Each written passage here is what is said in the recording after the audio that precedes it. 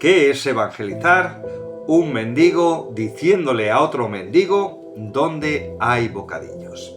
Esta hermosa definición del evangelismo me la dio un pastor acerca de lo que él había sentido cuando le habían compartido el evangelio. Y yo esto te lo quiero decir por lo que significa bienaventurados los pobres en espíritu. Esta palabra que está en Mateo 5:7 es una palabra que Jesús enseñó en lo que se llama el sermón de las bienaventuranzas. Y ante todo tenemos que definir qué significa eso de bienaventurado. La palabra que en griego se utiliza para ellos, la palabra makaroi, es la palabra también de que vienen nombres como Macarena, por ejemplo, y es una palabra muy interesante. Significa que esa persona es bendecida, dichosa, feliz y sobre todo que alcanza el beneplácito y el beneficio de su relación con Dios. Así que podemos definir el sermón, discurso de las bienaventuranzas, el camino por el cual uno puede vivir una vida que agrada a Dios y va a tener unas consecuencias de felicidad, de plenitud, de bendición en la persona. Así que vamos a examinar lo que Jesús decía en Mateo 5:7. En castellano lo traducimos diciendo: bienaventurados los pobres en espíritu, porque de ellos es el reino de los cielos. Es interesante ver lo que dice la Biblia en el griego, el idioma en que fue escrita, acerca de pobres. Plothos es la palabra, y esta palabra significa no solamente alguien que es indigente, sino alguien que se avergüenza del estado en el que está, como por ejemplo una persona que vive en la calle y por desgracia no se puede duchar, no puede vestir de una forma estéticamente agradable y tiene ese sentimiento de vergüenza por su estado de necesidad.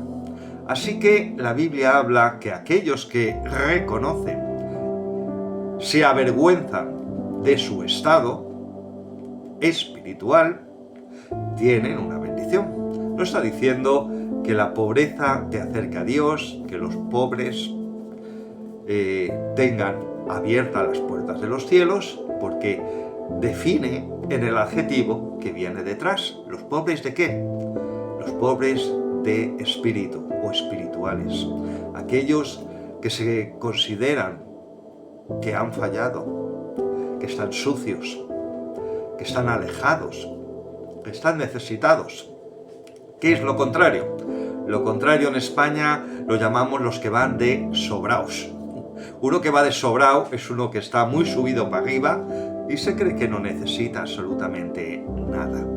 Cuando estamos en la calle evangelizando, estamos ofreciendo esos bocadillos de Dios, ese alimento de Dios a aquellos que están necesitados. Pero la gente va de sobra, que no necesita el tener un encuentro con Dios, que en su vida todo está bien y que Dios tiene la obligación de abrirles las puertas de su reino simplemente porque ellos son así de bajos, de guays o de cool o como los quieras llamar.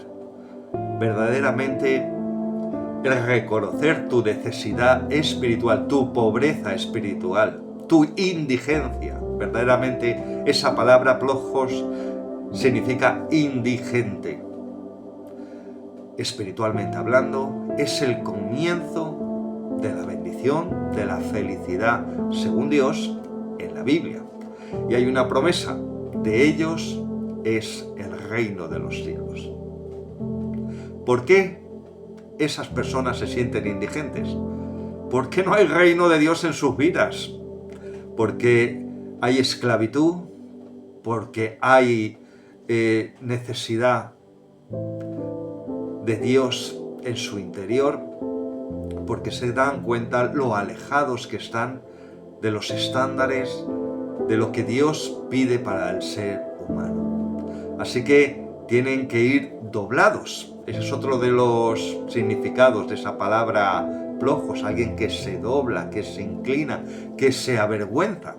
Tienen que doblarse delante de Dios. Precisamente en hebreo, la palabra que se utiliza para adoración, shahar, es una palabra que significa inclinarse, significa doblarse delante de Dios. Hay muchas formas de doblarse.